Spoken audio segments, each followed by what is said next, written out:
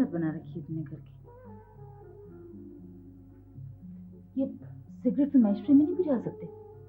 क्यों? क्या फर्क पड़ता है इससे? अच्छे भले कारपेट का सत्यानाश कर दिया। जमाल, मुझे बिल्कुल उम्मीद नहीं थी कि तुम इतनी बुरी हालत से रहती हो। तुम्हारे सारे घर को रेनोवेशन की जरूरत है तुम्हारे समय। तो तुम ठेका ले लो ना। ठेके के काम अक्सर खराब हो जाते हैं। तुम्हारा मुस्तकिल इलाज होना चाहिए।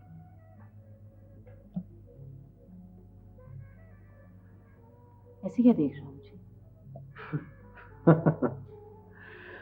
इस सारे कमरे में सिर्फ तुम ही नजर आ रही हो मुझे।